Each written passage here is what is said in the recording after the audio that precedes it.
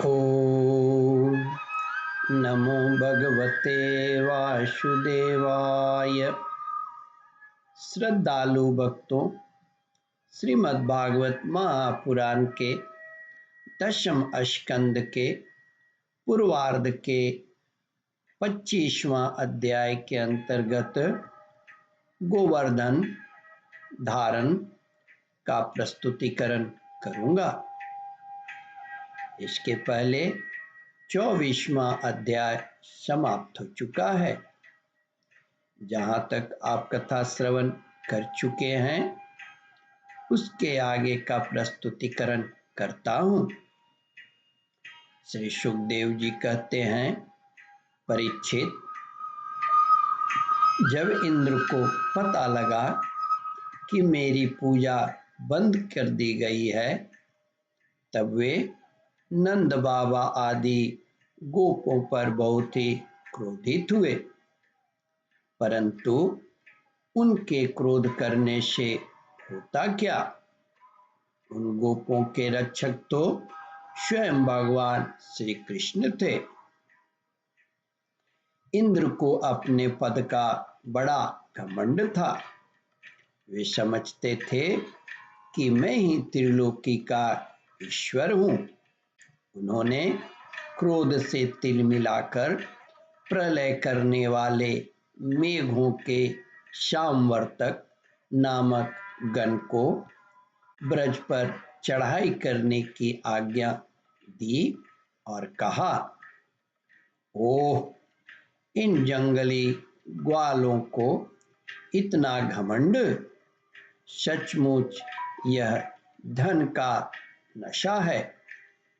भला देखो तो सही, एक साधारण मनुष्य कृष्ण के बल पर उन्होंने मुझ देवराज का अपमान कर डाला।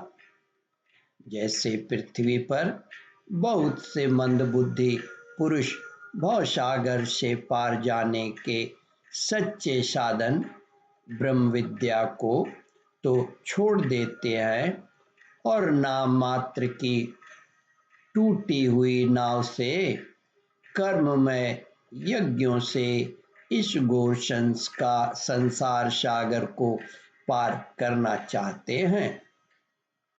कृष्ण बकवादी, नादान, अभिमानी और मूर्ख होने पर भी अपने को बहुत बड़ा ज्ञानी समझता है। वह स्वयं मृत्यु का ग्रास है, फिर भी उसी का सहारा लेकर इन अहीरों ने मेरी अवहेलना की है। एक तो ये गोहनी धन के नशे में चूर हो रहे थे, दूसरे कृष्ण ने इनको और बढ़ावा दे दिया।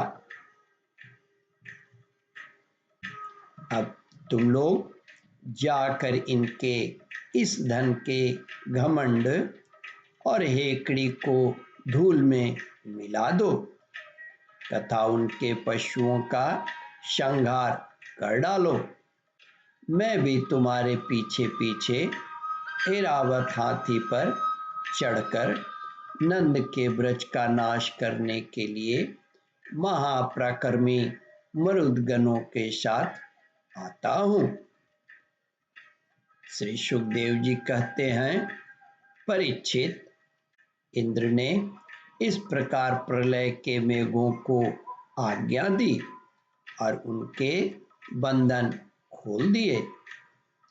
अब वे बड़े वेग से नंद बाबा के ब्रज पर चढ़ आए और मूसलाधार पानी बरसाकर सारे ब्रज को पीड़ित करने लगे।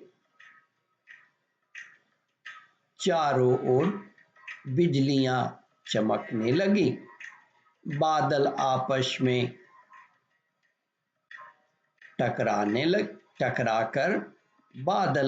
में टकराकर कड़कने लगे और प्रचंड आंधी की प्रेरणा से वे बड़े बड़े ओले बरसाने लगे। इस प्रकार जब दल के दल बादल बार बार आकर खंबे के समान मोटे मोटे धाराएं गिराने लगे, तब ब्रजभूमि का कोना कोना पानी से भर गया और कहाँ नीचा है कहाँ ऊंचा इसका पता चलना कठिन हो गया।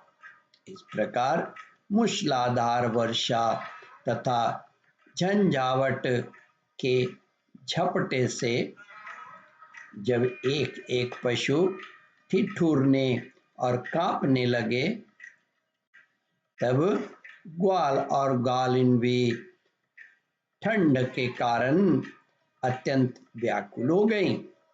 तब वे सब के सब भगवान श्री कृष्ण की शरण में आए। ओम परमात्मने नमः। श्रद्धालु भक्तों, इस कथा को ध्यान पूर्वक श्रवण मनन और इसका चिंतन करें। इस कथामृत का रसास्वादन अपने बंधु बांधवों को भी करावे। इस वीडियो को शेयर और सब्सक्राइब करें। ओम परमात्मने नमः।